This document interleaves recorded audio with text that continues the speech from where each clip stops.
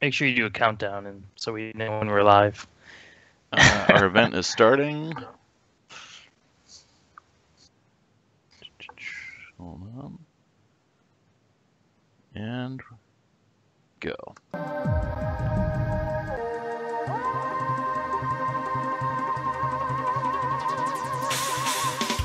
LaserDiscotheque! LaserDiscotheque! You love LaserDisc, but you have to play!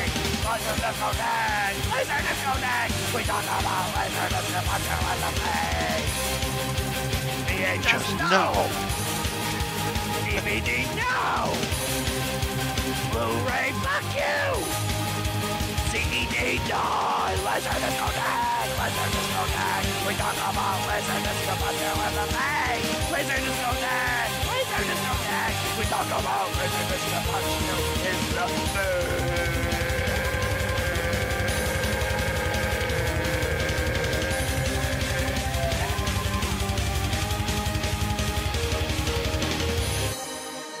Oh, yeah.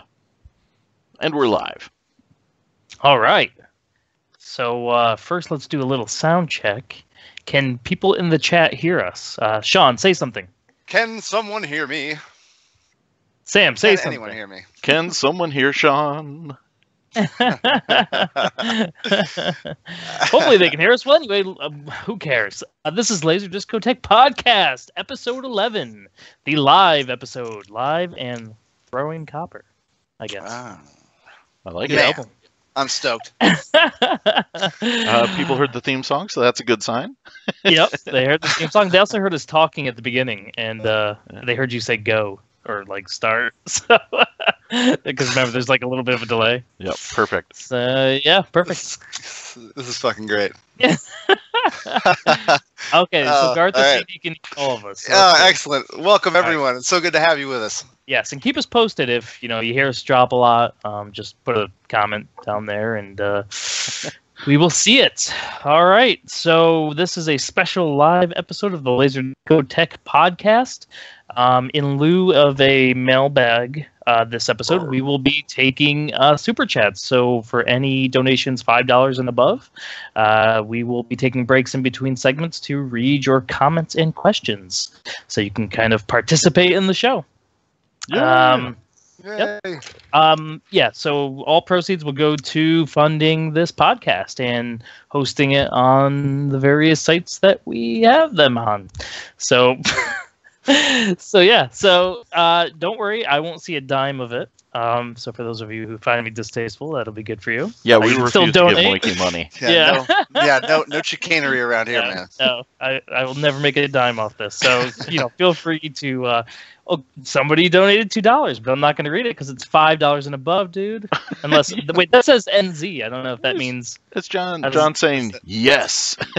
All right, we'll break the Anyway. rule once. Break the rule once. A $2 donation, he says yes. Oh, So. I see the Legends of Cherry Hill have tuned in, so I have to give a shout out. Fantastic. Does that mean he gave us New Zealand $2? Yeah, I don't know. New Zealand $2, so that's like 30 cents. $2 in New Zealand pesos. Perfect. All right, but yeah, so we will be stopping in between segments super chats. Yep. So get those in, $5 and above. Remember, otherwise we will ignore you and take your money. So. All right, well, let's waste no time. Let's run into what we are spinning, what we recently picked up. Nice. Sam, why don't you start us out? Well, you probably saw my video, so you might know what I picked up. But I got some Japanese discs in, and some of those were discs I was spinning recently, including Richard Stanley's Hardware, which is one of my favorite flicks. And watching it again, man, I just fell in love with it all over again. And it's really kind of ahead of its time. When it came out, everyone was just kind of tripping over themselves trying to compare it to Aliens and Terminator, etc. But they kind of missed like everything else that it was bringing to the table. And it's great. Like, it's got industrial music in it. It's got Lemmy in there. It's got Iggy Pop. It's awesome. And then I watched Very cool cover too. Oh yeah, killer cover. Yeah. Then I watched Yeah. Curdled, which is a film that features Angela Jones, who plays Mrs. Villalobos in Pulp Fiction, and this is, kind of produced by Quentin Tarantino, and it's got a connection to From Dusk Till Dawn, and she plays a cleaning woman working for a forensics cleaning, department that gets farmed out to go clean up crime scenes, etc.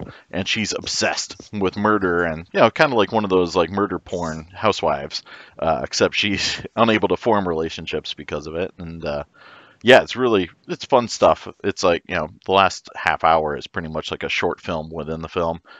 Billy Baldwin's in it, and it's strangely called Fetish in Japan. So my Japanese copy is called Fetish. Oh, right. Yeah. I remember that. I also spun up my Roxy Music Total Recall thing, which is not quite a documentary. It's just kind of like a collection of all video footage that's like available of Roxy Music, mostly like live British TV show appearances, etc., through the years. But then it gives you like a breakdown of each album as it comes out and what the tracks are, and when Brian Eno leaves the band, etc. So that was pretty cool. Watch Touch of Evil, throwback some classic Orson Welles movie, and I'm a jerk because I think that movie is far more entertaining than Citizen Kane. Citizen Kane is the more important film, but wasn't A Touch of Evil a Mystery Science Theater 3000 movie they riffed on? That might have been I don't remember them actually doing Touch of Evil. I think I remember that. I was gonna say it sounds like a an actual movie that somebody would want to watch, not one that they would riff on. But Orson Welles is great as like a big fat bloated like pile of mess, which he kind of like was at the time, so that works. And Charlton Heston is a Mexican, so that makes total sense. And Janet Leigh's awesome in it too. And the camera work is great. And then finally, I sold my second copy of Nothing But Trouble, so I had to watch it to look for defects and rot. That movie is so weird. I love it. I love that movie too. Yeah. With Dan Aykroyd chewing up the scenery and like tons of prosthetic makeup and Digital Underground showing up. Yeah, this is a winner in my book. He has a penis nose. That's my favorite part. Yeah. Totally out there. It's like Jesus. the Tim Burton movie Tim Burton never made. Yeah. Yeah. And that was it for what I've been spinning lately. Nice. Cool. All right, Shawn, how about you? Man, literally tons of things. It's been like a banner month and a half. I got a bunch of Lupin. I got a Lupin TV Perfection box, TV Special Perfection box. I got the Mystery of Mamo, or Mamo, however you pronounce it out there, box set. Just tons of great stuff there. Lupin's he's like a perverted 007. Wow, nice. It's fucking great stuff. It's great stuff. You should check out all of it, especially the movies. I got a Magic Knight Ray Earth box set. I got the Urusei Yatsura, the 50 LD double box set complete series. That thing is crazy. Oh, dude, I know. I got the box in the mail, and I couldn't believe how big and heavy it was. But some of those anime boxes are unreal. And I got that from somebody in the group. I also got Metallica's Cliff 'Em All, which I was totally stoked to get. Peter hooked me up with that one. And I got a couple of other things. Like I bought Elizabeth. Yes. Which is a great movie. I love that movie. It's got such a great ensemble cast, Jeffrey Rush, and just tons of people. You reminded me that I need to get that. Dude, for sure. And it's one of those late-ish releases that's still cheap. You can get it for a great price. I also bought the widescreen version of Heathers because I had the shitty, the image. Which I have. Right. And I luckily picked one up for cheap. But I also got Earth Girls Are Easy. And widescreen? I got the shitty image one again. Hey, look, man, for $3, I'm not saying no. But I got a bunch of other stuff that I can't remember off the top of my head, but it's just been tons and tons of discs, and I've been extremely happy. And I haven't been spinning all of that, but the latest one I did spin was Metallica's Cliff 'Em All, and yes, that is a killer disc, man. I mean, video is kind of shitty because it was, it's just bootlegs, right? Yeah, it's all bootlegs. There's no professional filming. It's either them using a shitty camera or somebody in the audience using a shitty camera. And I'm amazed that it sounds so good for that reason. The second half, side B will just melt your face off, man. I mean, Cliff could really solo and play that fucking bass, dude. It's so fierce, yeah. Oh, dude. Yeah, I know. It's killer. It just goes, oh, man. It's awesome. This is the Day on the Green stuff, which I think that might have been like stolen MTV footage that MTV didn't use or whatever, is just where he's doing For Whom the Bell Tolls. Oh, man. Yeah. And he's just ripping it, dude. Holy shit. Love it. I mean, even the guys in the band are like, did you see what he just did? Like, yeah. it's great stuff, dude. It's great stuff. I just love it, and all the interstitial stuff where they're all drunk and just being obnoxious. Yeah, pretending to steal beers and stuff from the convenience store, and yeah. Yep. Yeah, great shit. Oh yeah, Moyke.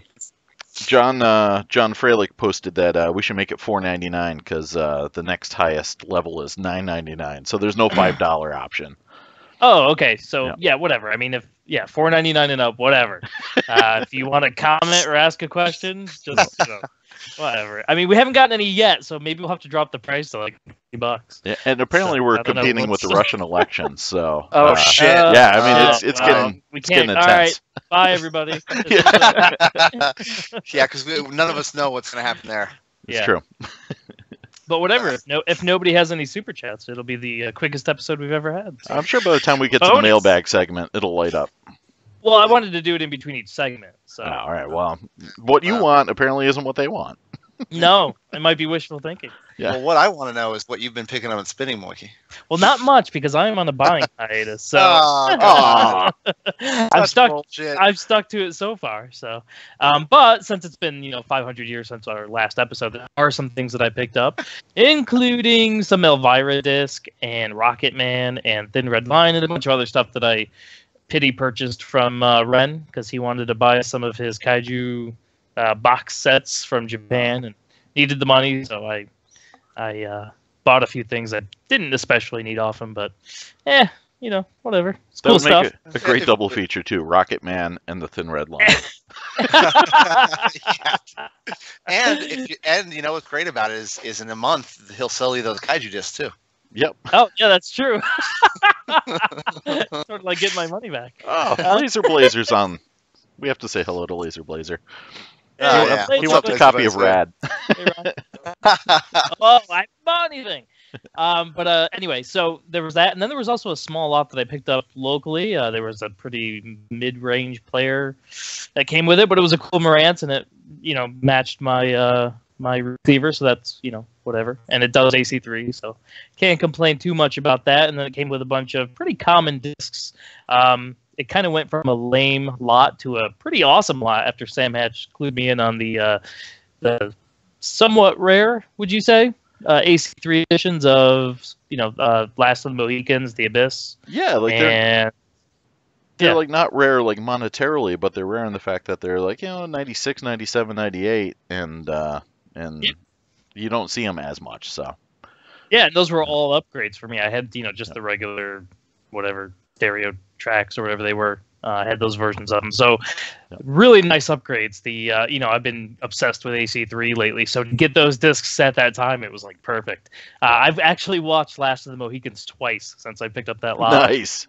Because it's just such an first of all, it's an awesome movie, but the AC3 on it is just really elevates it. And I'm looking for that version now, and I've looked in, like, you could see, like at least 10, 20 of them on eBay, and none of them are the THX AC3 version. So is it easy to tell, or is it hard to tell just by looking at it? There is a little tiny THX logo, I think, on the front of the jacket that you can use to tell from the front. Otherwise, it's like you took that little picture of the Dolby Digital logo on the back of the jacket. It almost looks like an afterthought, like somebody stuck the sleeve in a typewriter and just typed it in after the fact. So hey, we got an official question from Laser Blue Junkie.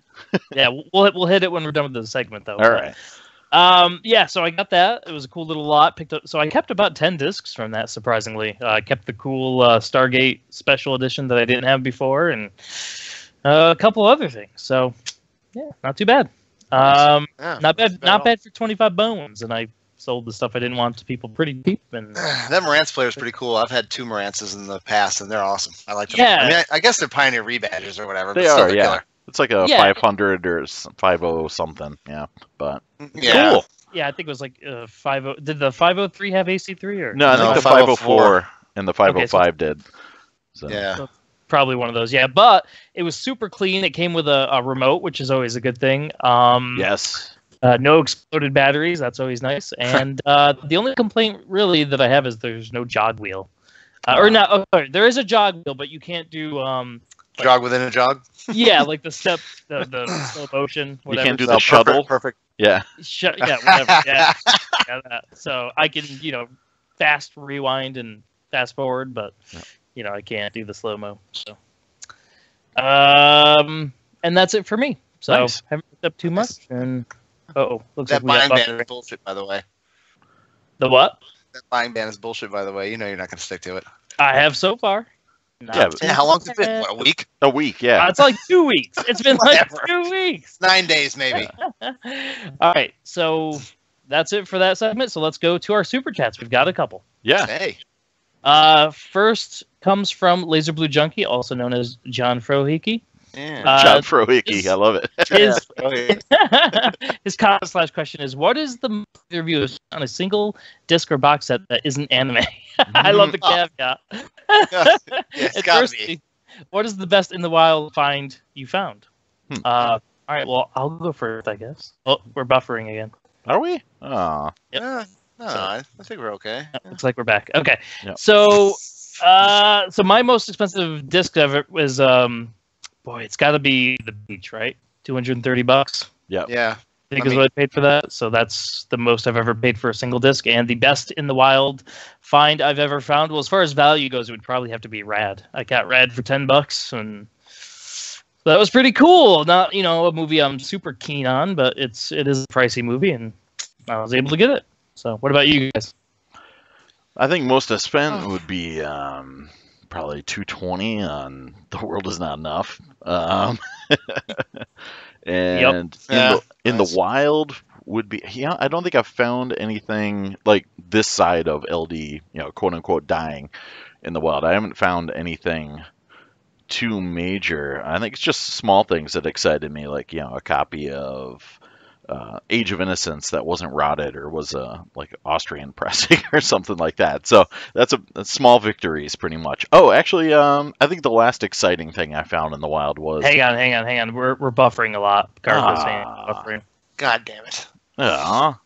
Yeah, it's all Moyke's fault. Whenever he starts talking, it starts buffering. Yeah. All right, go ahead. I guess it's cleared up. Yeah.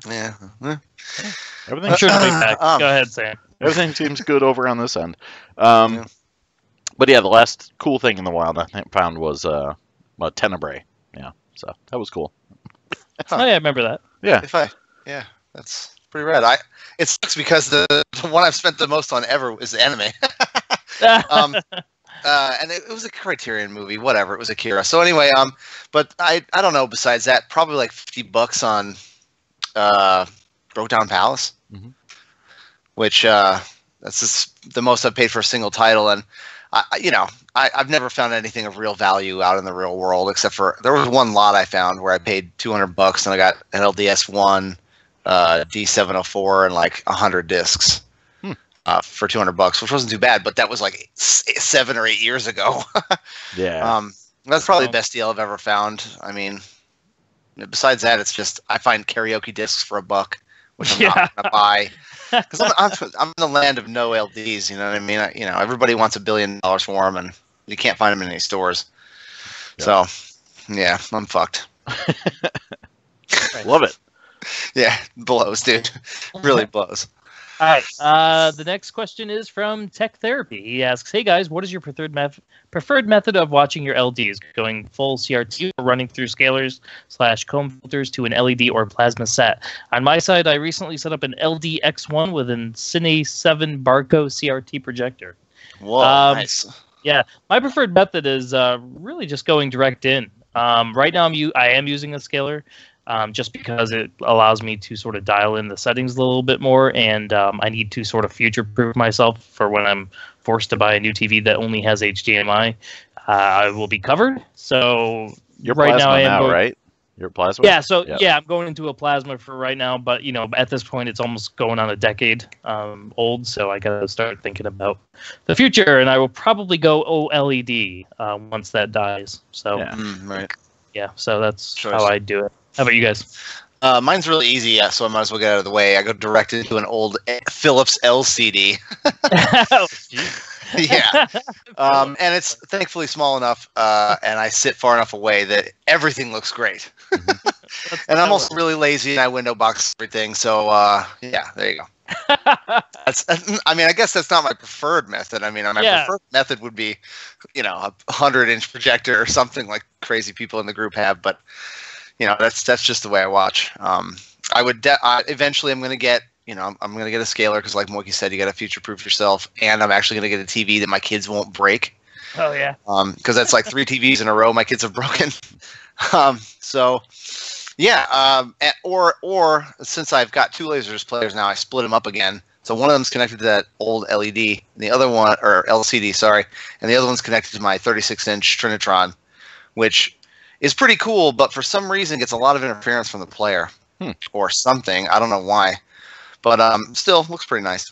Need that power conditioner. Yeah, I guess that's what it is. I don't know. Yep. But yeah, there we go. That's me. What about you, Sam?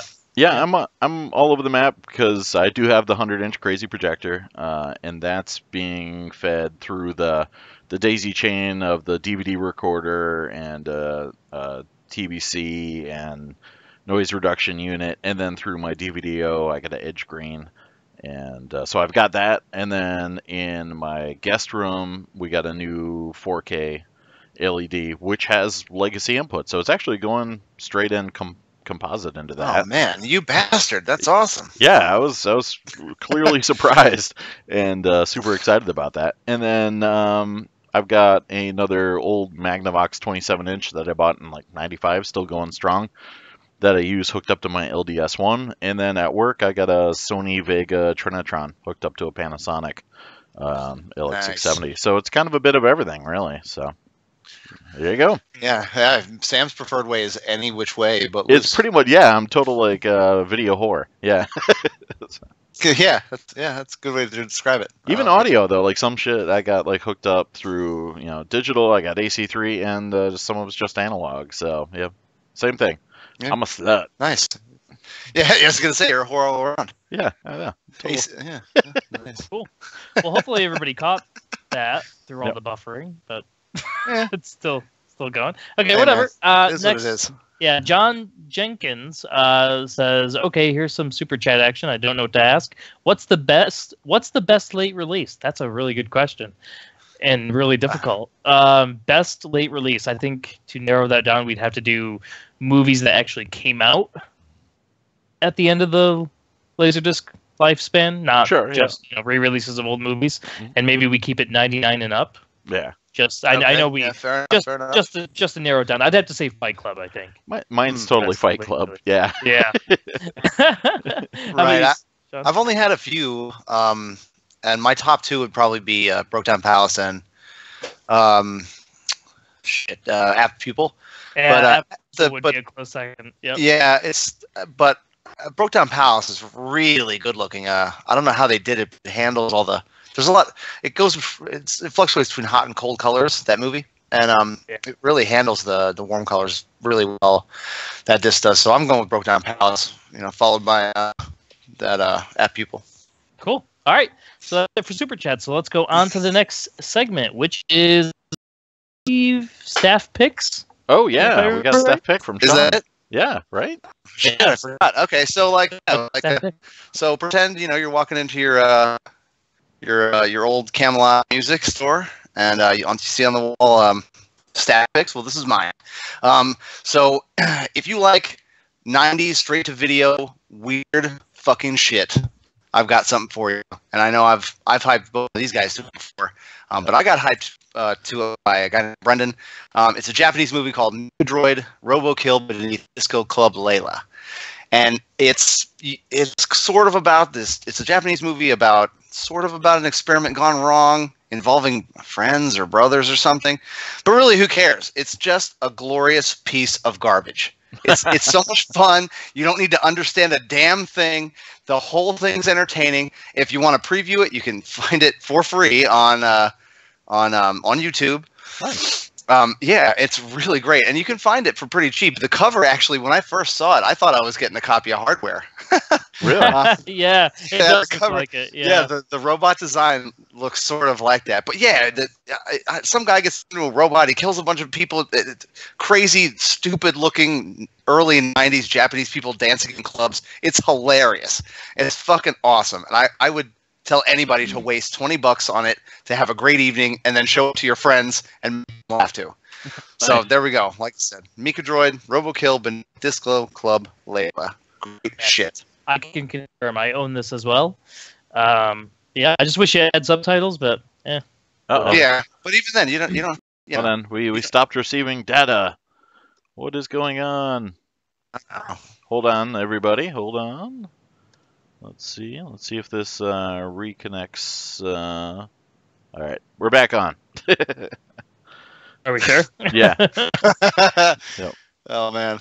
Okay. Sorry about the technical issues, So folks. that's my staff pick. Get that shit immediately.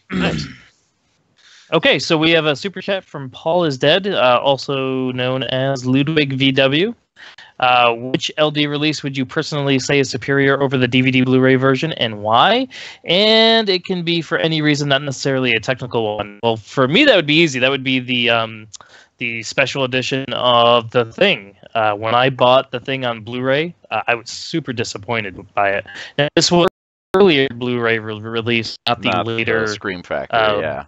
Yeah, Scream Factory one. So, but the earlier one, I remember watching it and just thinking how awful it looked. But when I watched the Signature Collection for on LaserDisc, it amazed me how good it looked. Mm-hmm. Of course, it sounded amazing. Oh, come on. So Are we dead again? I think we're dead. yeah, it again. looks like it. All right, we're back in. Sorry. Are you on Wi-Fi or wired? I'm wired. Yeah. I'm on Wi-Fi. Yep. Yeah. Yeah. I don't know what It's the still problem is. buffering. Yeah. But well, nobody's saying anything. So. Yeah. All right. Well, hopefully somebody's listening. Yeah. Yeah. So that was my pick. So what about you guys? I would go. All right. Yep. Go ahead, Sam. Sorry. Go ahead. I'll do it quick. I would go with The Abyss. One, because the picture quality for non-anamorphic is really strong. Like, I just watched that on my big projector screen, 100 inches, not too long ago, and it looks great. And there's no Blu-ray of it, and the only other option is a DVD that's also non-anamorphic, and some of the same kind of crappy, just the same features ported over. The features aren't crappy, but there's nothing really new and exciting about it. So yeah, The Abyss still is like kind of a seminal LaserDisc box for the extended version. So yeah. Right. I'm gonna go with everything that Animego released that eventually made it to DVD. Ooh, because nice. all of it looks like absolute garbage. Mm-hmm. The Yurusei Yatsura stuff, and people pay $800 for that series on DVD, and it looks like fucking junk. And dude, it really is really bad. It's a LaserDisc rip that they just put on DVD. It looks like shit. Wow. Yeah. So not only do you have the regular LD artifacting like runny reds and things like that, but then you've also got macro blocking and mosquitoing and everything that DVD sucks at on top of it. So it's awful, and I wouldn't recommend buying any of that crap, especially for the numbers.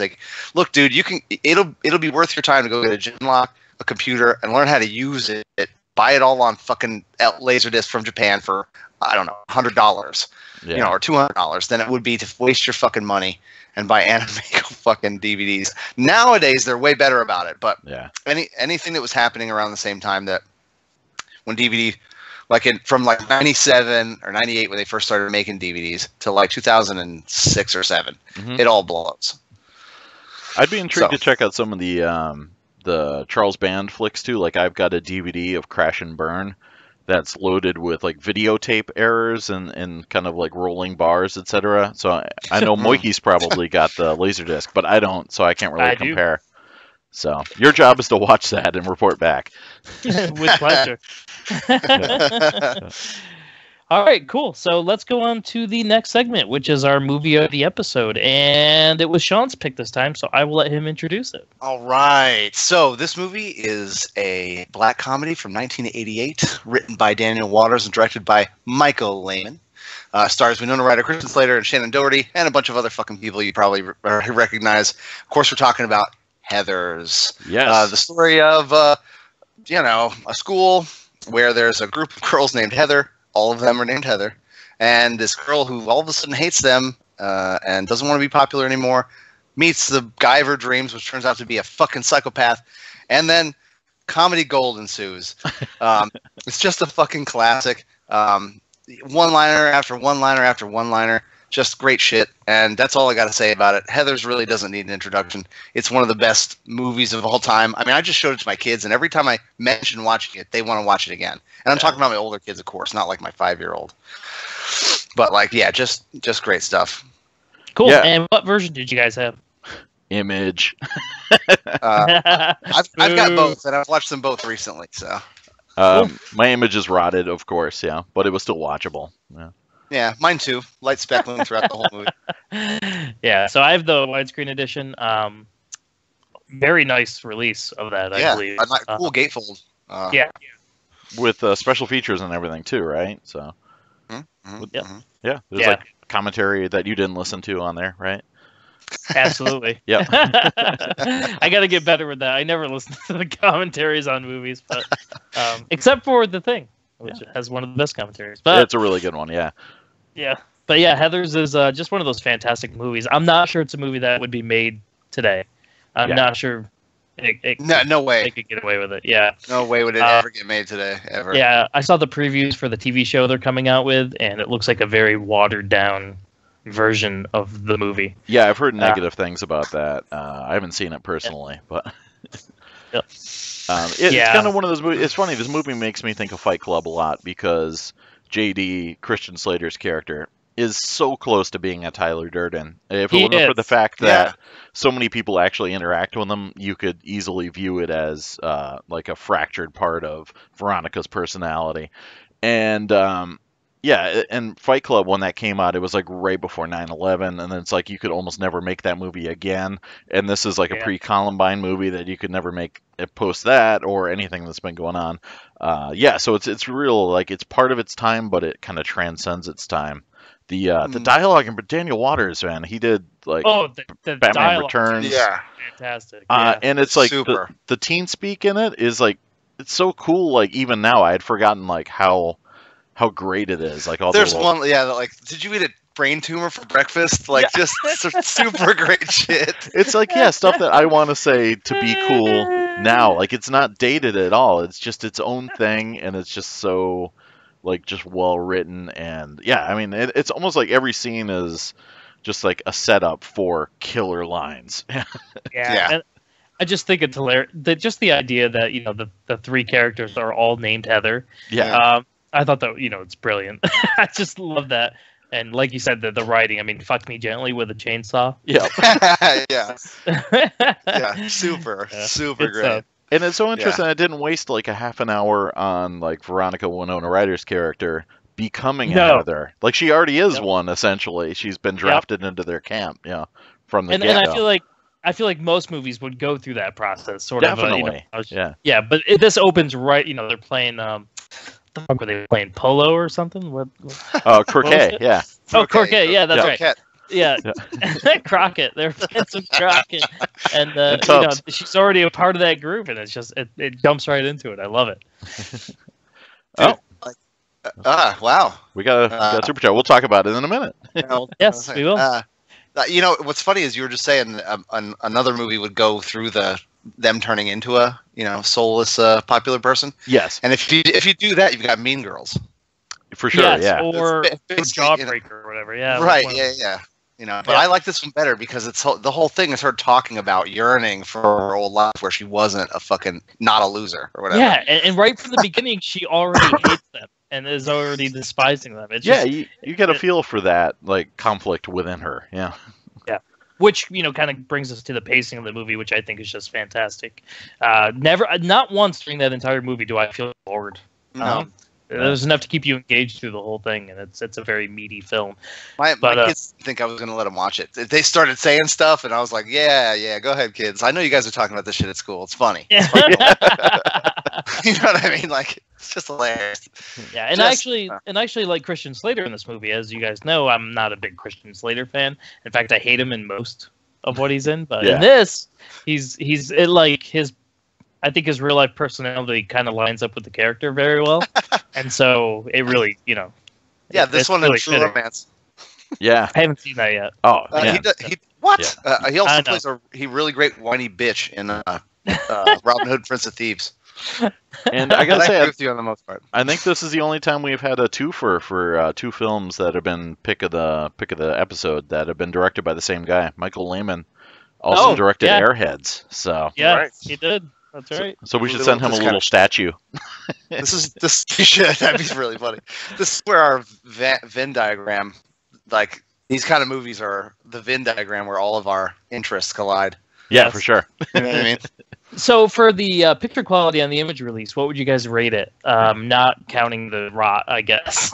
Like aside from the rot. It's Well, how would VHS plus. It's better than VHS, but 5. it's the same transfer they used probably for the VHS version, or the same from the same master. So nothing special, but it was punchy enough. It didn't look washed out or horrible, and I didn't really notice a lot of artifacting or aliasing or anything like that. So it's totally serviceable. But... I'd give it a 5. It's not widescreen. Yeah, exactly. Okay. Yeah.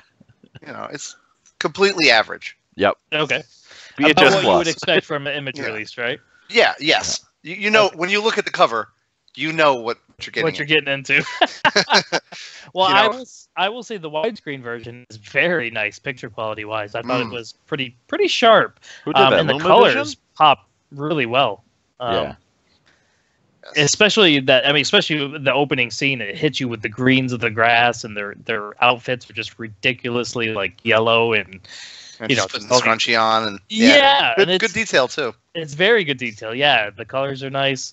I'd say I would probably give it an 8 out of 10 as far as picture quality on the widescreen release. Nice. I'd go for a 7.5, 7.75 maybe.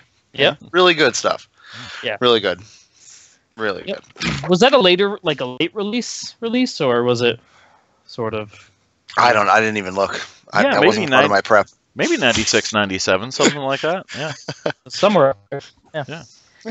All It's right. really nice, and like we said, a great gatefold. Which Yes. then they didn't have to do a gatefold; they just did it because somebody loved the movie enough to release it twice. Yeah, Nice. because it's just one disc, right? Yeah, it's one disc. Yeah. Yep. So Yeah. It's Well, Escape from New York, and I think maybe Train Spotting are the only other ones I have that do that. Yeah, where it's just one disc and you still get a gatefold. all right. but we'll touch on that shortly here. Oh, we might. Um, Yeah. we might talk about that later. We might be talking about some gatefolds a little later. Anyway, so what was your favorite scene in the movie? Oh God. All right. Mine was at the. Okay, there are like 2 funerals in the flick, right? Oh God. Okay, my favorite scene is the second funeral where the dad's like, "I love my dead gay son." Oh, come on, dude. That was my favorite line of the movie. It's everybody's favorite line of the movie. I love that. Yeah. Oh my God. Just I say it around the house. Like my son will come out of the shower. I'm like, "Man, you still smell, but I love my dead gay son." It's hilarious. It always works. You could say it whenever. Best line of the movie, definitely. Yeah, All right, well, super great. That's my favorite scene. That whole funeral for the guys. Yep. Where It's great. just super great.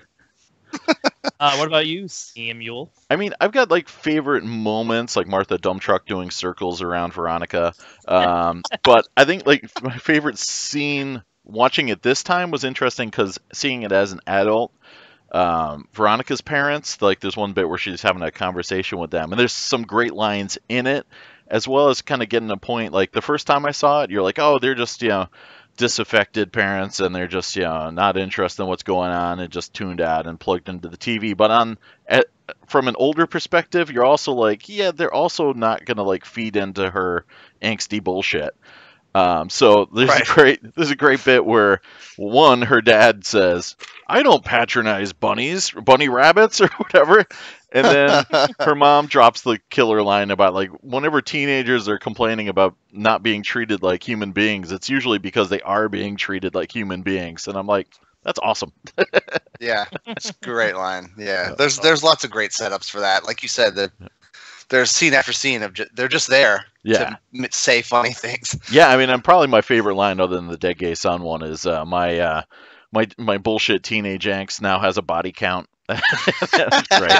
Oh yeah, that's pretty good. That's a good one. That's a good one. My favorite scene, and this is something that always stuck with me. So I saw this movie when I was young, and it stuck with me, and it when I watched it again recently, I was like, yeah, that's an awesome scene. It's when so Veronica is faking her suicide. Yeah. She like hangs herself in her room, and Christian Slater comes in and he's convinced that she's killed herself. But then her mom comes in shortly thereafter, and she's still hanging from her room, and of course she's flipping out. But then Veronica just opens her eyes and pulls like this strap on her back, and she falls from the ceiling, and she's like, "Mom, what's your problem?" Yeah, it's like such a great scene, totally and it's a great kind of like not even like a direct homage, but it's like spiritually connected to Harold and Maude, which was like a classic '70s movie, kind of digging into some of the same stuff. So reminded me a lot of that. But what a cruel thing to do to her mother. Did anybody see it in the theater, or did you watch it on home video for the first time? Oh, totally on video. Yeah, I saw that. I was too young. I saw it on one of the cable channels. And I was probably in like my early teens by the time I saw it. Yeah, I saw it on cable too for the first time. Yeah. Yep. Okay. Well, anybody have anything else they want to say about Heathers? Or? I definitely have a favorite line. I mean, because I have a separate favorite line. All right, go for it. And this one's from, I love both the funeral parts. So this is from the first funeral. Yeah. And it's the one girl, she's like, I prayed for the death of Heather Chambers many times, and I felt bad every time. Now I know you understood everything. Praise Jesus. Hallelujah. And I just thought it was great. Just the way she said it. Like, she was like, I felt bad every time I prayed for her death, but now I know you understood, God. And I thought that was fucking great. Yeah. Nice thing to say at a funeral. Sure. Yeah, great thing to say at a funeral. Yeah. All right. There you go. Well, and yeah, my final thought is Heathers is so very. Yes. I said it better myself. Yeah. All right. Well, let's go to our one super chat that we have now. It's from Laser Blazer, Ron Data. Ron. Yep. So he says, yeah, Ron's our boy. He says, you guys are doing a great job just donating to the cause and for a shameless plug. Yeah, why not? So yeah, if you guys are looking to buy, actually, Sam, you're better at the plugs. Go ahead. No way. Let's plug. I'm not prepared. Yeah, but no, yeah, he is a proprietor of a LaserDisc megastore called Laser Blazer, which is now an online megastore. Though he has been talking about bringing back a kind of pop-up sales experience in California. But in the meantime, awesome. You can virtually pretend that the classic Laser Blazer store that you maybe went and shopped at back in the day is alive and well online, and he's got a shop on the LDDB. If you're a LaserDisc fan and you're not already part of the LaserDisc database and you don't have your collection cataloged on there, get on that. It's free, and then you have access to the shops and the forums, etc. And yeah, Ron's got tons of killer stock still, so you can get it, and might even get some like shrink wrap stuff and smell that 1990s air all over again. Awesome. Yeah. Yeah. That smell. And I'm somebody who has a lot of complaints about online sellers of LaserDiscs, but Ron is one of the few people that I have zero complaints about. In fact, nice. His packaging is like perfection. His prices are totally fair, and he's currently tempting me with that Blood Moon disc, which I absolutely need, but I can't do it. Because my he's gonna crack you, dude. No, well, I'll tell you, so close, but I can't give up my rad for it. I know, and he should hate you because you tried to get this whole wellspring going of people not purchasing things right when he kind of started ramping up, advertising for himself a little bit more. No. Nobody should ever follow my lead on anything. All right, if you want to live a nice, healthy life, do not follow my not follow my lead. Let me crash. Want to grow up to be you. Myself. Yeah, like Mike. I mean, Moyke. Yeah. I want to grow up like Moyke. Spoilers. Okay, so let's go on to our next segment, which is our top 5. Ooh. Top 5. Sam. Top do the 5. LaserDisc gatefolds that are freaking awesome and stuff. Mm-hmm. Just gorgeous. Did you say gatefolds? Or did I did. I said LaserDisc gatefolds. Yeah. Yes, it is the top freaking 5 gatefolds. It's top 5 best LaserDisc gatefolds. Yeah. What criteria did you guys use when determining what makes a good gatefold? Does it just have to be a gate? Has to fold in the middle, right? That's what makes a good gatefold. Number 1. Yeah, I went fully artistic Doesn't matter what the disc is. You know, it could be a sucky movie, but as long as the disc is artistically genius in its gatefold layout, or it's got cool information in it, like that was kind of my criteria. Cool. Shawn? Yeah, you know, it folds in the middle. Yeah, I just like it when it's classy looking, or it, you know, suits the tone of the film, or shows off what's in the film. You know what I mean? Because some of them don't do that. Yeah. Some of them just like have a one picture. Like Criterion is notorious for it. It's like it's got like two pictures floating on a blue background. Yeah, I hate that. You know what I mean? They waste the whole interior space. But it's Like- one of like- those. Yeah, it's one of those cool things that LaserDisc borrowed from vinyl. Yeah, the concept of the gatefold. So, and I love that some studios did it, and some were cheap asses and would just stuff two discs in one big pocket. So, Which by the way, speaking of that movie, what we were talking about earlier, Elizabeth, they did that to that. That deserved a gatefold. yeah, right. Yeah. Anyway, sorry. What The about Matrix you? doesn't even have a gatefold. So, Oh, I know, right? I know. Well, before I go, let me just remind our audience that if you want to participate in the stream, feel free to chat us your questions or comments. They have to be $4.99 and up, and we will read them in between the segments. So if anybody's joining us late in the game here, just wanted to let you know that. and we're And still, welcome. we're still yes. reading the cheapskate comments too for fun. Yeah, Yes. we're just not reading So- them on the air, but we know what you're up to. Yeah, we're just not broadcasting. That's all. So my criteria. So in doing this, and I struggled with this a little bit, but I kind of found out that, you know, because I'm not somebody, you know, when I watch a movie, I'm not really looking over the gatefold much. I don't really care about it. You know, I'm just pulling the movie out, popping it in, and watching it. I'm not really looking over the packaging too much. But in doing this list, I found that a lot of companies, they had like just more missed opportunities, because you could do a lot of cool stuff with the gatefold. Yeah. And a lot of companies just weren't doing it. Most of them seem to just be like, you know, sort of production stills, you know, or Yeah. you know, they and that's it. It's just pictures, and that's it. There's not even a chapter listing on some of them. It's just pictures. That's it. So it was kind of disappointing in doing that. I was able to find 5 and a couple honorable mentions, but my criteria were pretty much just clever, helpful things, or, you know, just kind of really awesome artwork. That's kind of how I determined my list. Nice. So. All right, well, let's go to our honorable mentions. Shawn, why don't you start us off? Pretty much every Criterion gatefold release. All right. The gatefolds themselves, the trifolds are a different story, but especially like the Bond discs, they're kind of meh. Like they're like, you know, that 3 production stills on a blue background kind of shit. Yep. You know, they just like their covers. It's basically just boring design. You know, and you'd think Criterion, you know, nowadays they fill up every piece of real estate with words and or pictures and stuff, and it's surprising back then they didn't use it to like put more of the essay on there or some shit like that.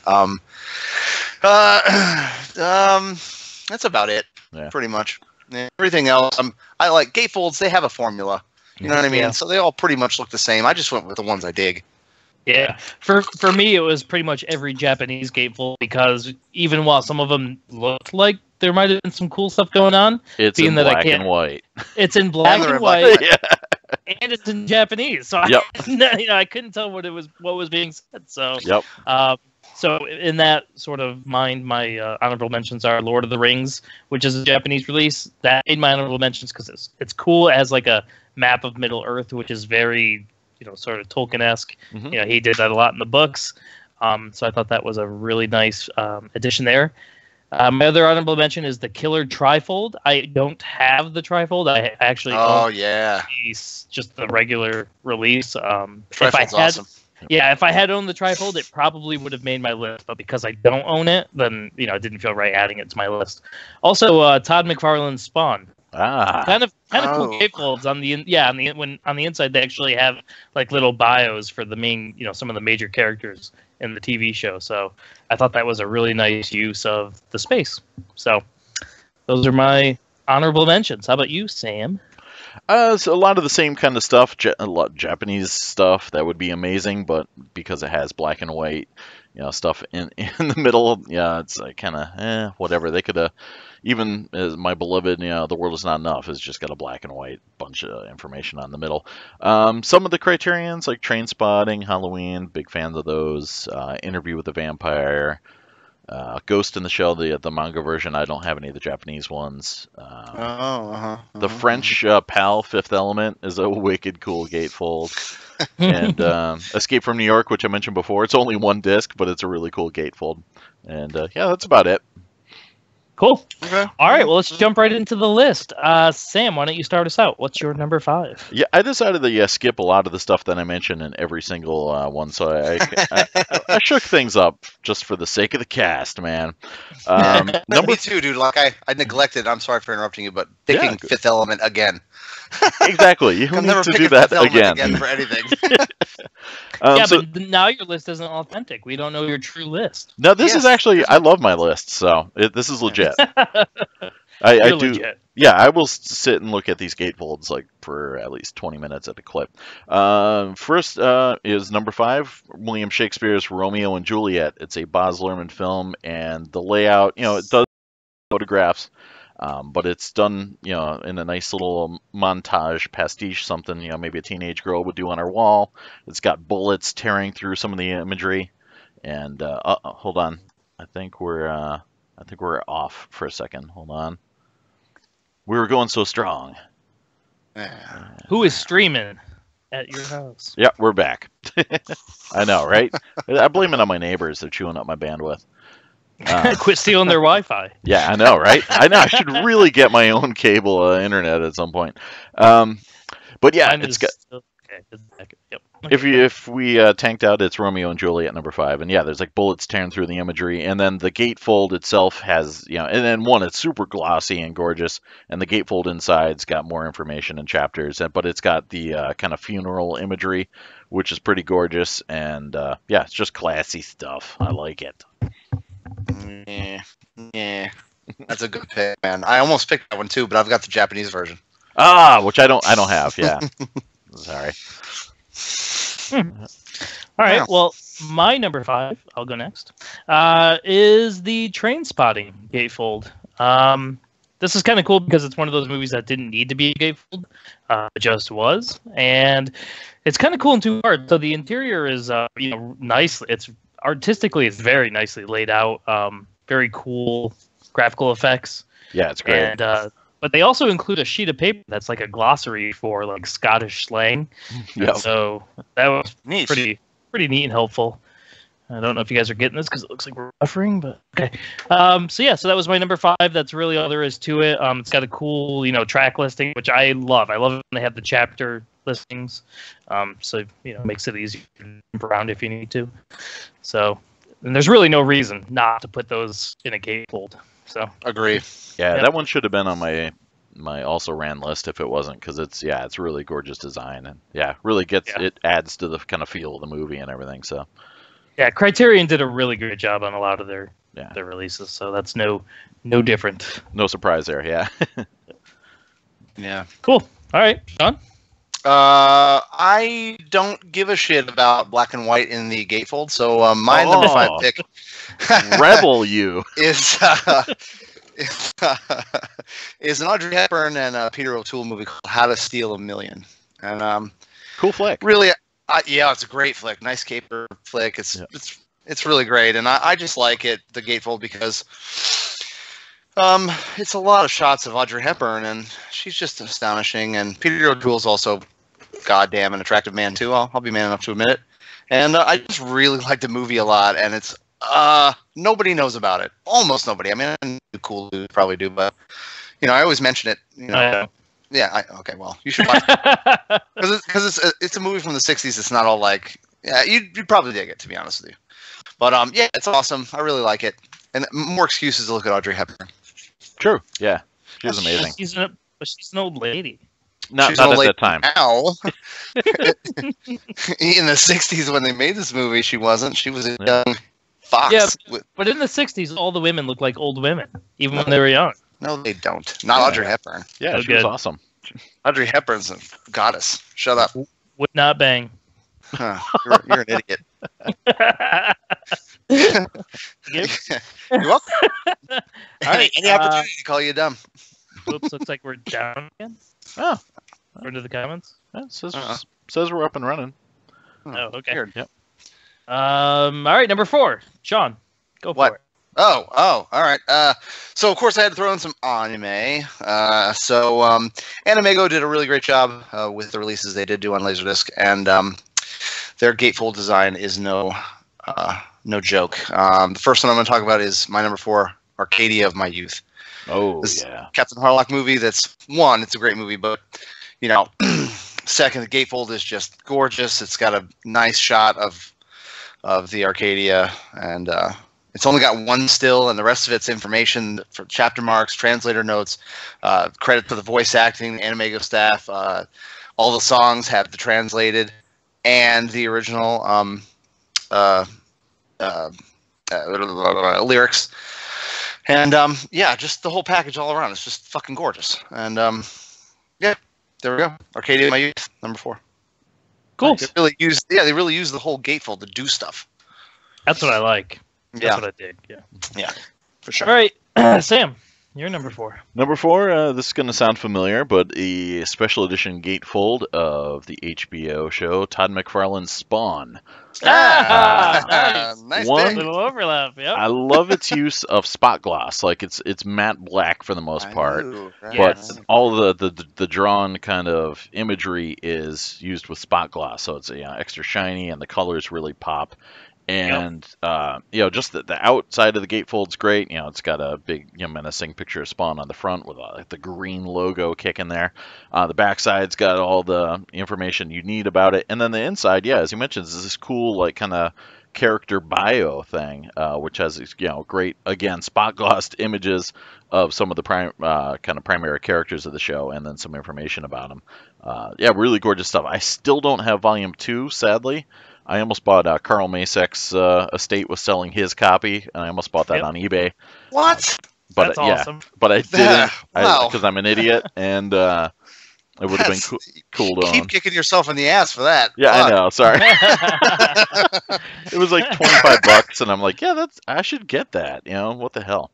But I didn't. So I just have volume 1. I got it at Suncoast when LD was dying for super cheap, and it's just really gorgeous, and I just love the layout of it. Cool. Nice.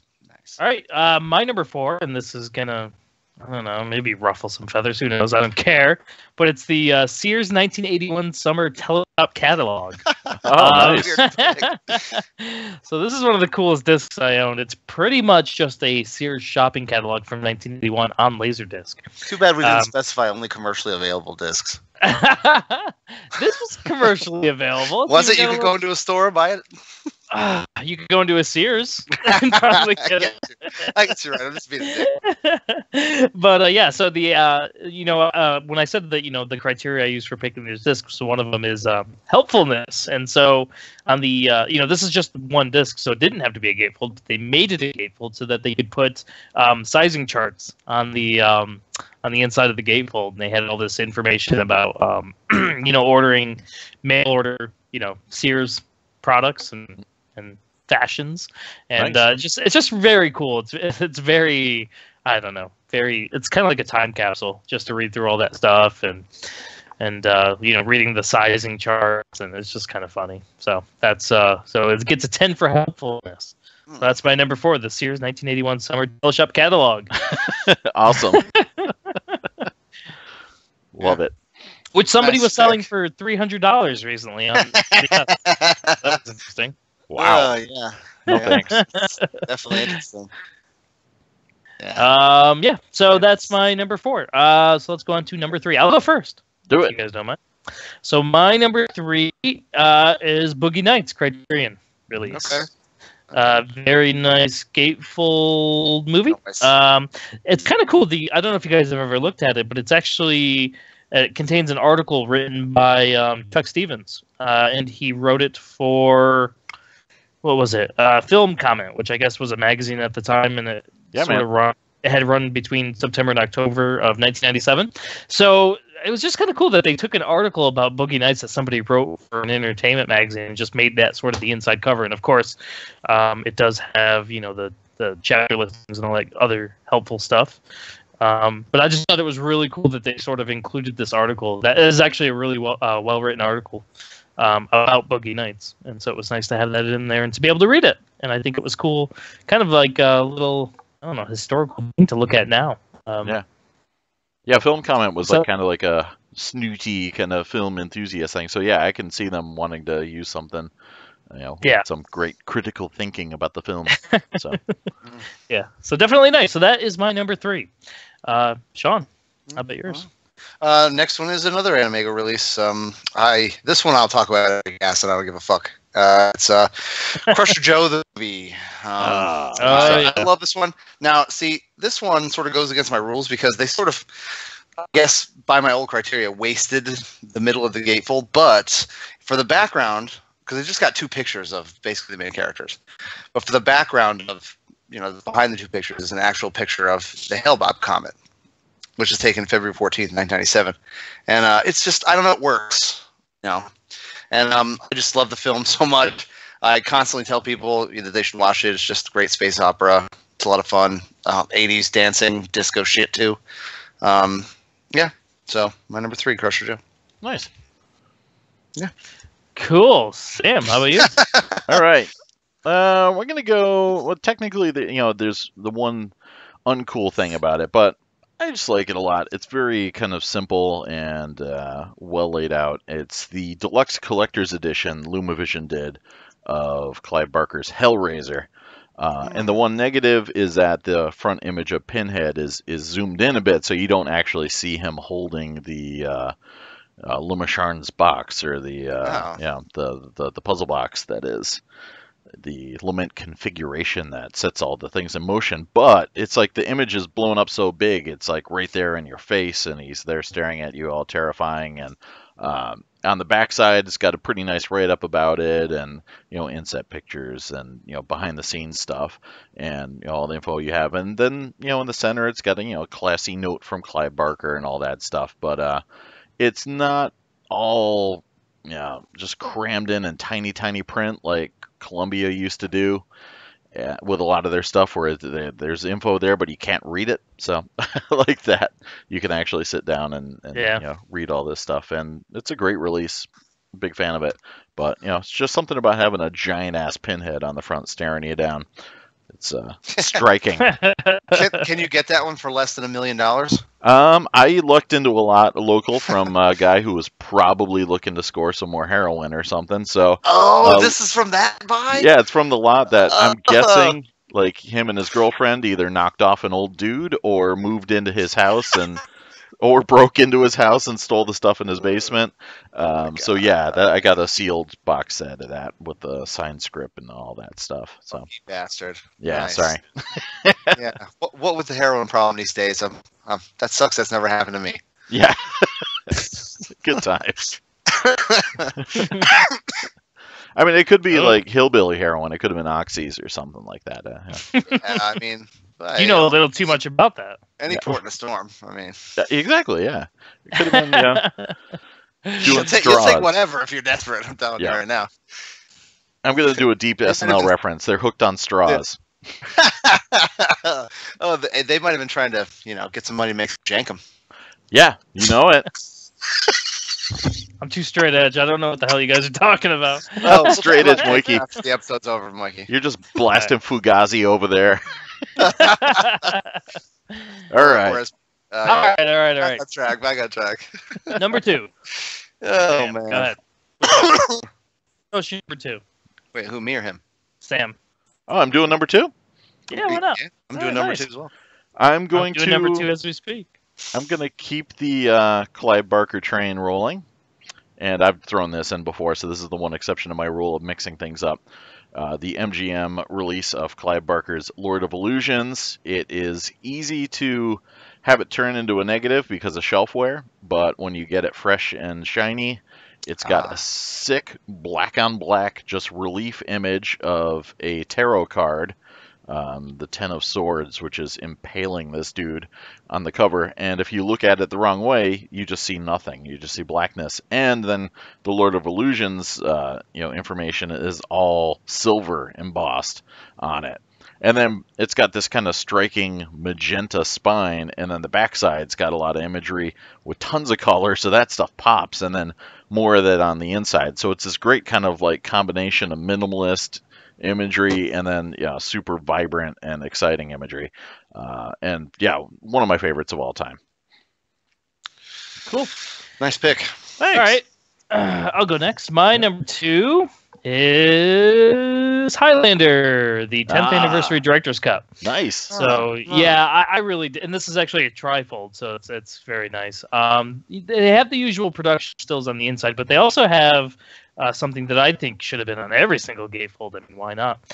But so it kind of goes through the mastering process, like what makes this edition so special, and it talks about the transfer and the audio and all that cool stuff. And it's also got a note from like the director of the film and a couple of other people.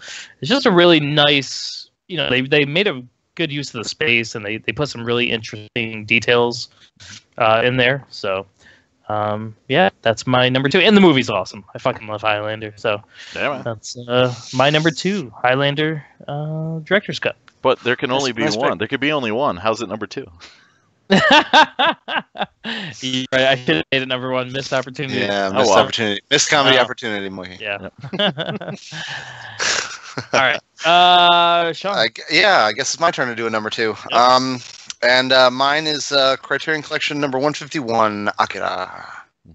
I love the movie, and actually, I sort of picked it because man, first stupid LaserDisc purchase I ever made. I bought this bitch for $100 sealed. Yeah.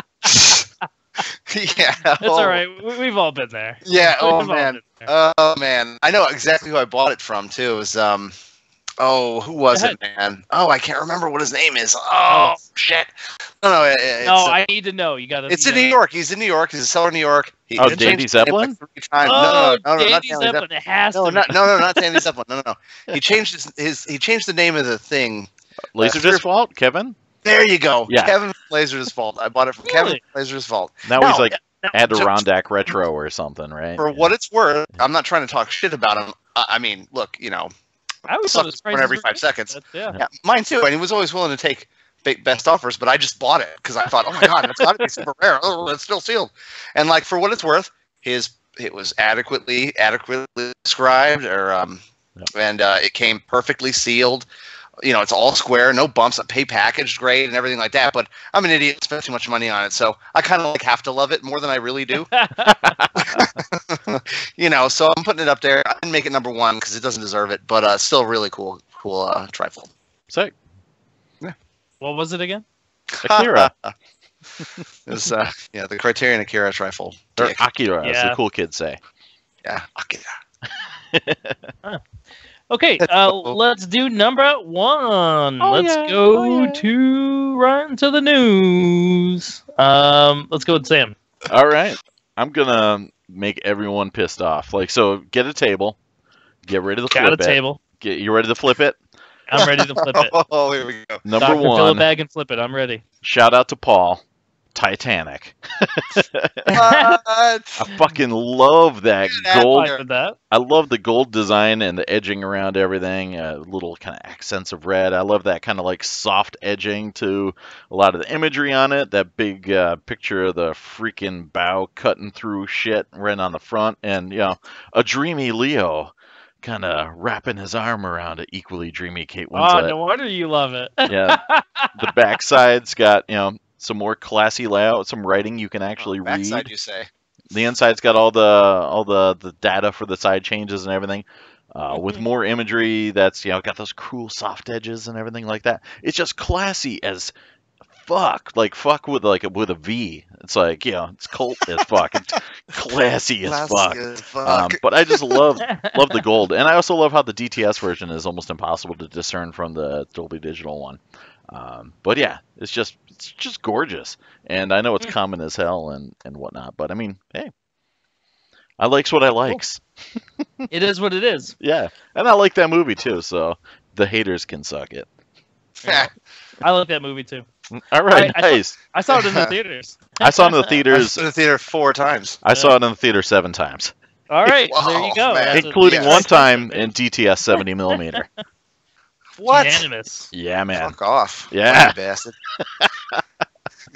You're loving that Titanic. All right. Yeah, man. We're a bunch of total nerds. I'm fine. Shawn, go ahead. Yeah. Mine is Criterion's The Killer, trifold.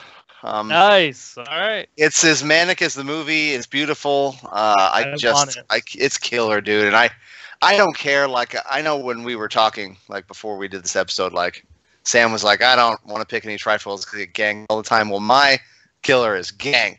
But I think it works for that movie. I don't know, for some reason the like semi-destroyed derelict version works.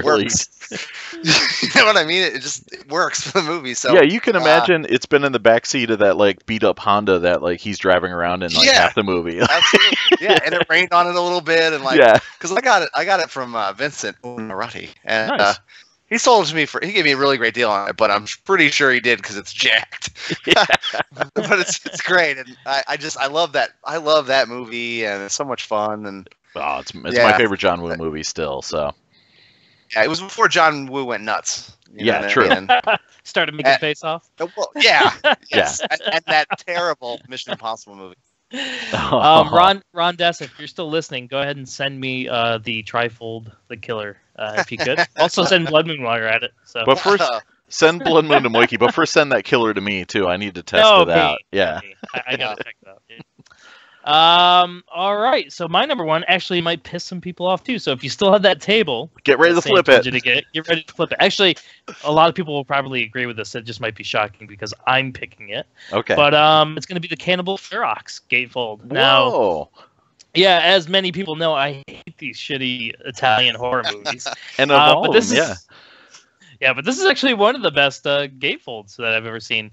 Not only is the gatefold itself cool, but it comes with a record. It comes with a barf bag. It comes with a lot of cool shit. And, on the inside cover, it's got Umberto Lenzi's entire filmography, which is, really sweet. And, and the chapter listings, which should be on every fucking gatefold. And, but the barf bag and the record, that really just takes the cake. And cool cover, really nice release.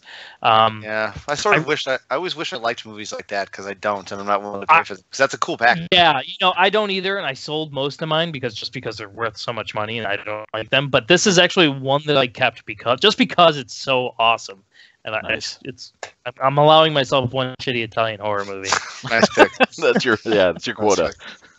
All right, well, that's our top 5 LaserDisc gatefolds. Yeah, nice list, gents. Thank you. List. We had a little bit of crossover. I thought Sam was gonna pick like a gatefold version of Jurassic Park. Oh, or like Phantom Menace or something. That is or the Phantom Menace. That is a nice. Oh God, Phantom Menace. I considered it for about 1 millisecond, and I was like, no. Me too. Yeah. Me too. It's a beautiful picture. It's kind of nice. All right. Well, we do have a super chat from Michael Archambault. Or Archambault. Michael Rochambeau. Yeah. Rochambeau. He says, $4.99. Yeah, way to get it right under the line, dude. Why did you all start collecting LaserDiscs? Do you also collect other formats at the same time? What else is in your collection? Sam, go ahead. I started collecting. I wanted to start collecting because I was getting anime bootlegs, and I realized they were taken from LDs, and I'm like, well, why should I buy these bootlegs when I can get the LDs? But then I actually actively started collecting because a friend of mine, the friend of the family, had a player and Alien Special Edition, and I'm like, holy crap! Like letterbox stuff and extra features and stuff that totally sold me. So early 90s, and that was like kind of this golden period of LDs as far as I'm concerned, and it just sunk its teeth into me. I mean, I still collected other things along the line. I would still pick up VHS tapes from left over from rental places when they were having their yard sales and stuff like that. And then nowadays, obviously, I still pick up Blu-rays, etc., and the occasional DVD. But that was it. Cool. Shawn, why don't you answer his? I recall being in kindergarten. Holy fuck! And the librarian rolled a thing into our classroom that had she rolled the projector. natural 20. Yes, crit 20, and Sorry. she rolled in a projector, and it had a computer on there and a LaserDisc player, and she was using this barcode scanner, and we were watching From Mankind, and she would skip around to different parts. And I was already a space junkie, growing up in Florida. You hear about it a lot. You talk about it with other kids a lot.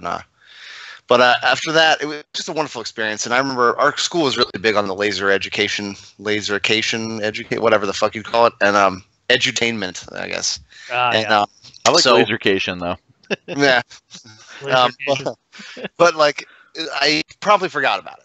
But I had a bunch of wonderful experiences, and I probably forgot about it. And for some reason, I was really drunk and stoned one night, and I was looking up just weird stuff like vinyl records and all sorts of other things, like where they come from and different words for it.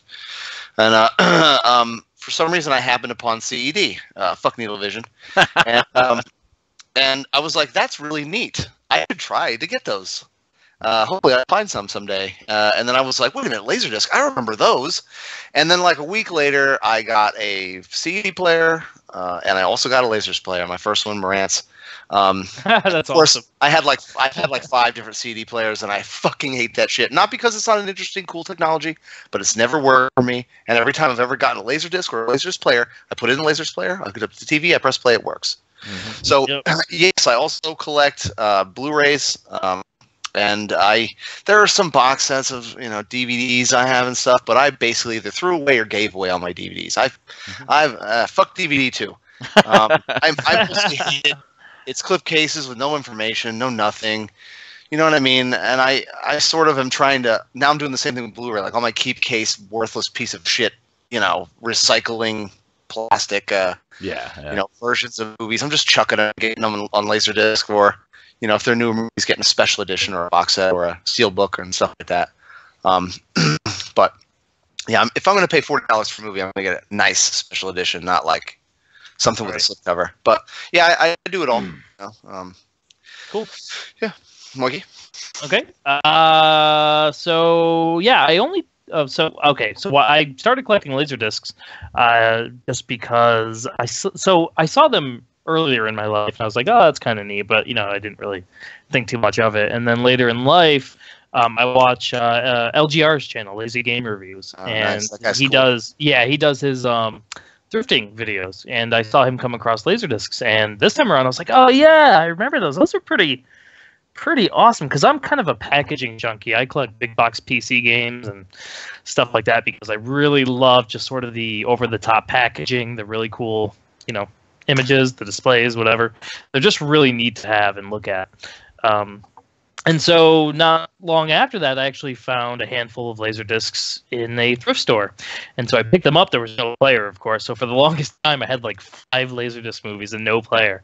And then at some point, I finally found a player, and I went for it. And ever since then, and I was kind of still unsure about the format, because I still hadn't seen a LaserDisc actually play. So I was like, this could look awful. If what all the hype seems to be saying is true, then this is a obsolete, crappy technology that no longer has a place. But then as soon as I found a player and started watching them, I was like, this isn't bad at all. It's somewhere between VHS and DVD, and that's totally fine. So as soon as that happened, once I confirmed that I was more than happy with the picture quality, I just started buying discs left and right. And that's the only physical media I have right now. I definitely had a huge DVD collection at one point. That was actually the first format where I was sort of old enough to buy my own media, and so that's what I started with, DVD.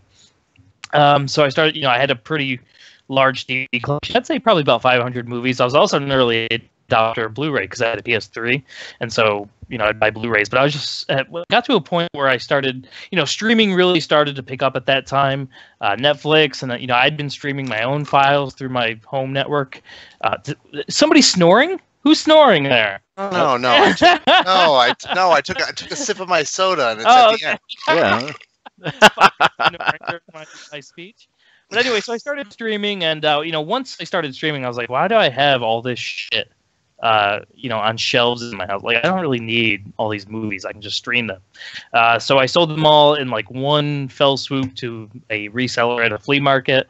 And I was like, okay, so I'm going to go 100% streaming. And then shortly thereafter, I filled my house again with even larger physical media. So Excellent there you go. choice. Yeah. So right now, all I do is, if it's available on LaserDisc, I own it on LaserDisc. If it's not available on LaserDisc, I stream it, and that's it. So, yeah, I've kind of gotten on the streaming train too because I finally got really great streaming, like internet service. Yeah. Yep. And I can. Yeah. So, me too. Although I haven't gone super deep and gotten a Plex or shit you do, But yeah, I do that stuff too, just because of new content and like the new Star Trek fucking is awesome, and I love streaming that shit. But anyway. Yep. So good question, Michael Archimbolt. Yeah, yeah. Michael Rochambeau.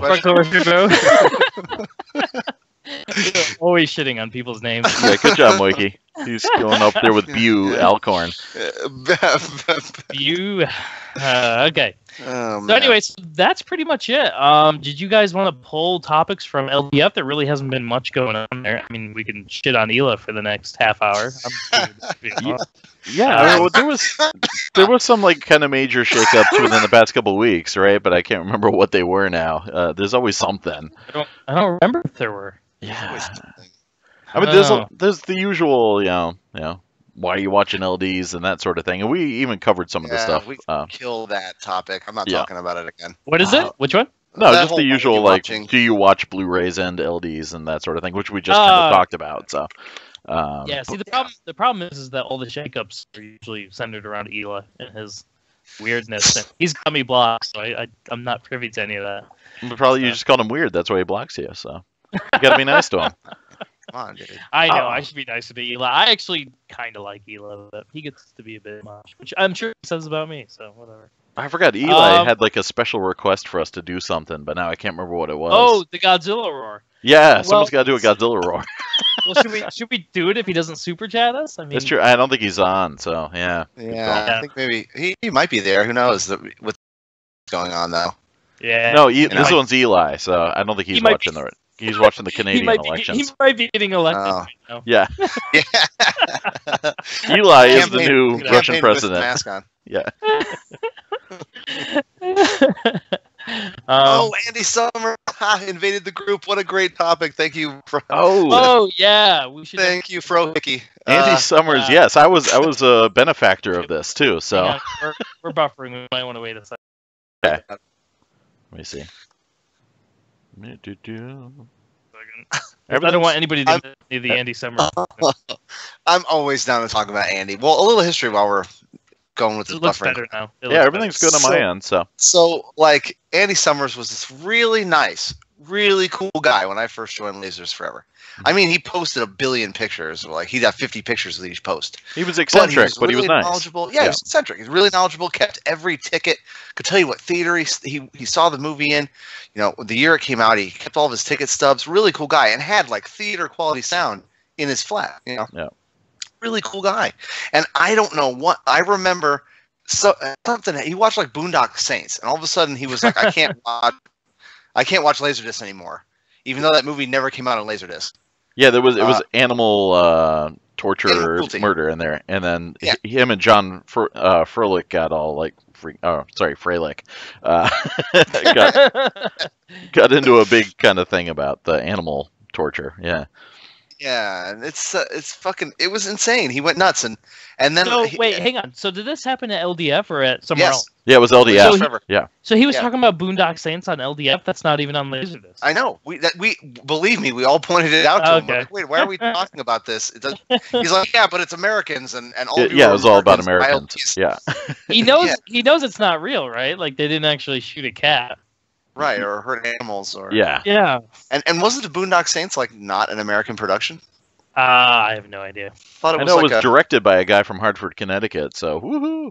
right, but I think Hey, I think it was Down boy. produced like in Ireland or Scotland or something. Anyway, whatever, it doesn't matter. Yeah, the money Anyway, probably yeah, came elsewhere. Guy went nuts and started putting all his LaserDiscs in the cat litter and having his cat shit on them. Yep. And he even started a side group called LaserDisc is shit forever. Oh, it's great! It's great stuff. And now he has a YouTube page and all. And I don't know why, but we're not too strict about who we allow into the group, which we probably should be, especially after this. We're going to be, but he snuck in, man, and just started insulting people and calling them cunts. Yeah, and I should probably mention at the time he bailed on us and he said he hated LaserDisc. He was also a moderator on the LDDB forums until like a couple of weeks ago or something. And then he went apeshit again not too long ago during the whole Me Too movement. So anybody that was involved in that, their LaserDiscs started going into the cat box again. And then he started going off on everybody on the LDDB forums and calling them cunts and stuff. And then he got booted by Julian. And then so then we're caught up to him invading LDF. Yeah. So I don't understand why he felt the need to do it. I still don't like Andy. If you calm down and relax, we'll let you in. We'll let you back. Come talk about movies with us. I know you still watch LaserDiscs, and I didn't get rid of them. Yeah, and he's on the LaserDisc hardware enthusiast group too. Yes, I'm quite aware. And what was his issue with Blade Runner? He had an issue with Blade Runner not too long ago, right? Yeah, he threw that one in the cat box. I forgot what that was. It was audio related, right? He thought the audio was shit. Yeah, he hates THX. He hates Lucas. He hates near field mixes. Oh, right. That was near field mixes. Fucking cunt near field mixes. He's excluding 90% of LaserDisc. And subliminal vibes on the chat says he's being polite and helpful for the meantime. Yeah, that's why we don't get it. Is it a put on? I don't understand. Well, okay, so because he does claim to be bipolar every time somebody calls him out on his shit. So, I mean, maybe, but he was part of the LDF group for 2 years before he went nuts. And he went nuts before that, and all of a sudden he goes nuts every month. And the first breakdown also happened. It was also Super Bowl night when there was a guy on there that was just posting Super Bowl stuff left and right. And Andy went, it was the Seahawks, wasn't it? It was the Seahawks, and Andy went off on him. So yeah, that was another great evening. Him and Peter Headland.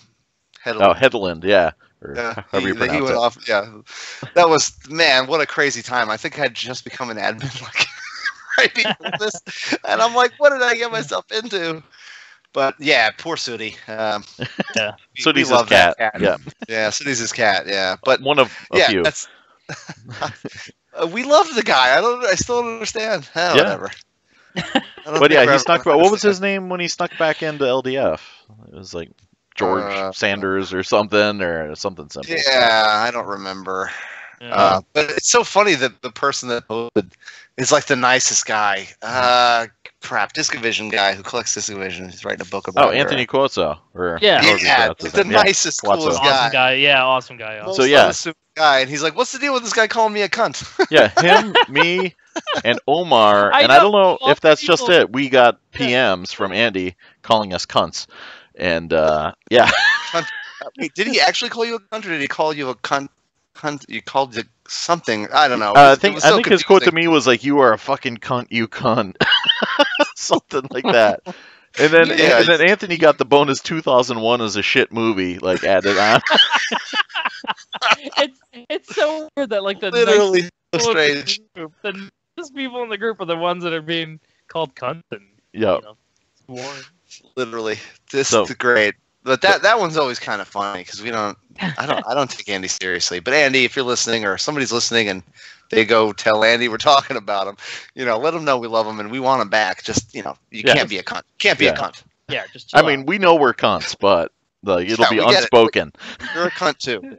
Let's all be cunty together, okay? But this is what happens when you're pushing 60. You live in a tiny ass apartment with a bunch of shit in it, and you've got 10 cats. That's sort of your deal. That's what you do at that point. I mean, it's yeah. Have to see when I get there. What else are you gonna do other than PM Anthony Cuozo or whatever and call him a cunt? Yeah. What? All right. Yeah. All right. Well, He's still got a YouTube channel, so if you want to see him berate people on the LDDB forums or throw LaserDiscs and Blu-rays and DVDs in cat boxes, there's plenty of that out there for you. There is. Yeah. I hope he gets 100 subs from this. And go right? Julian. Yeah. Julian seems like a really nice guy too. And stop making videos, calling him a cunt. I think it was because he got booted. So that was the last, the straw that broke the camel's back. So. And I think in that week he was like the third British person who called me a cunt. Yep. It's their go-to. And Paul is dead mentioned that can be used as a term of endearment, but sadly Andy was using it as a term of disdain and scorn. You know what else I noticed is every British person from the United Kingdom who's PM'd me to insult me and block me never has any punctuation or capitalization. True, so, it's just a stream. It's a stream of consciousness. Just a stream of diarrhea, and it's always really fun. And you can get funny meanings, like somebody said I was suckling or something like that. It was really funny. You are suckling. Suckling cunt. Look, just because they invented the language doesn't mean they're masters. So, God. There goes all the super chats from British. I know, we got no more super chats coming in. I think because of the C word overload. Yeah, I think so. Everyone's offended now. Yeah. Sorry to every one of Sam's subscribers who ends up listening to this. I know. It doesn't know to say the word cunt 100 times. Yeah. All right. You should put a cunt counter on here, Sam. Yeah, maybe I could do another one. Yeah, with like a uploading counter. Oh my god! Like the South Park did with the shit one. Anyway, you guys have anything else you want to talk about from the group, or? It's just that I love the group and I love you all, and thank you to all the people who aren't insulting to me, and and thank you for everybody who donated to the show tonight through the super chats. Right. Yeah, mega thanks to the super chat. Mega thanks. Yeah.